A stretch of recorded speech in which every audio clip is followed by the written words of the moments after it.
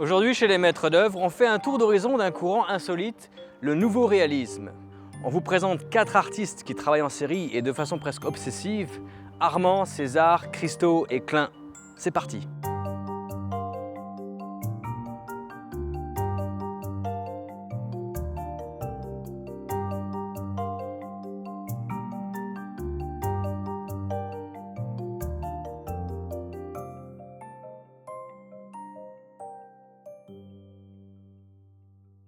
Dans les années 60, à la suite de ce que l'histoire de l'art a nommé la crise du tableau de chevalet, plusieurs artistes vont délaisser la toile pour mettre le geste au cœur de leur pratique. Ce qui est dans l'air du temps, c'est que les objets tangibles transmettent le message mieux que n'importe quelle représentation, qu'elle soit picturale ou photographique, car celles-ci ne sont au final que de pâles copies du réel, d'inutiles intermédiaires. L'idée, c'est de révéler la poésie du réel par la mise en scène de ces objets. Ainsi, chaque artiste va choisir un geste, un thème qu'il va exploiter en série. Que ce soit par l'accumulation, la compression, l'emballage ou même le vide, ces artistes recherchent de nouvelles formes pour aborder l'expérience du réel, avec, avouons-le, une certaine irrévérence. Premier artiste de notre liste, Armand, et sa pratique qu'on pourrait rapprocher du syndrome de l'écureuil. Son geste, c'est l'accumulation.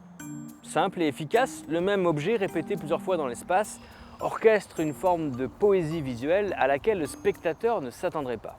Ça reste obscur, pas de problème. Imaginez 40 horloges dans les mêmes 6 pieds carrés, ou des pots à lait, des appareils photo, des chaussures, des masques à gaz, des autos.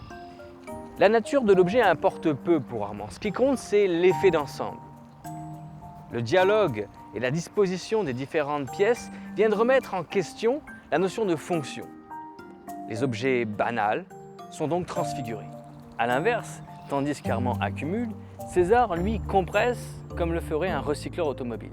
Il ramène à une forme dense des autos, des motos, des fourchettes, des canettes vides, du chiffon, du carton, des bijoux, bref, tout ce qu'il peut trouver. Son but, produire des œuvres d'art en détournant la fonction industrielle de la compression. En d'autres mots, au lieu de produire des déchets en compressant des objets, on va produire des œuvres d'art. Au final, ces objets acquièrent un caractère pictural et ludique puisque le spectateur cherchera toujours à retracer l'objet d'origine.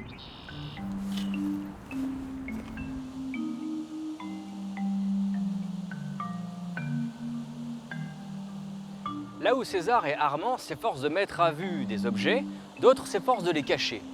Le geste d'emballage de Christo dérobe au regard pour mieux révéler par la suite. Il est connu pour avoir emballé le Pont Neuf à Paris ou le palais du Reichstag à Berlin, le Parlement allemand. Mais il n'a pas emballé que des édifices urbains. Il a aussi fait des œuvres en pleine nature. Il a emballé des arbres, des kilomètres entiers de côtes maritimes et même des îles. Mais tout ça, c'est trop de toile, on étouffe là-dessous. Faisons le vide, comme Yves Klein. Imaginez la scène. Ce pourrait être ici, au canal Lachine. Je vous cède une zone de sensibilité picturale immatérielle, c'est-à-dire rien. Et vous l'achetez, mais attention, pas n'importe comment. En poudre d'or, 1280 grammes, c'est-à-dire à peu près 55 000 $. Je prends la moitié que je mets dans la poche et le reste, hop, dans le canal Lachine. Mais comme je suis gentil, je vous donne un reçu. Mais pour devenir propriétaire de cette œuvre, vous devez impérativement brûler ce reçu. Deal? Peut-être pas. Mais pourtant, c'est ce que Yves Klein a fait, et plusieurs fois en plus. Et c'est de l'art. On a l'impression que l'ironie atteint un sommet ici. Mais c'est que le geste de Klein, c'est le vide. Le vide en peinture, le vide en architecture, le vide en sculpture, le vide en musique, le saut dans le vide. C'est un vide théorisé, un vide un peu verbeux aussi. Mais ce n'est pas l'absence totale de matière, c'est quelque chose qui vous absorbe, qui vous attire. En fait, pour Klein, le vide, c'est l'aboutissement de la peinture. Comment? Mais par le bleu. Le bleu, c'est son autre obsession. Une obsession tellement connue qu'on l'appelait Yves le monochrome.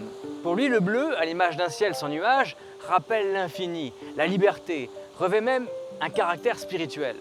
La perception du bleu serait un moment de transition qui mène à une perception plus vaste, celle de l'espace, celle du vide.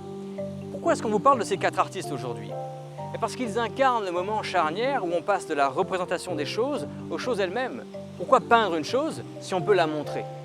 En digne héritier de Duchamp, les nouveaux réalistes redonnent leur lettre de noblesse aux idées. Et c'est les idées qui décident si on va utiliser tel ou tel matériau. Et c'est ça qui fait que dans un musée, on peut tomber sur un éléphant en équilibre sur sa trompe ou sur un concert d'imprimante.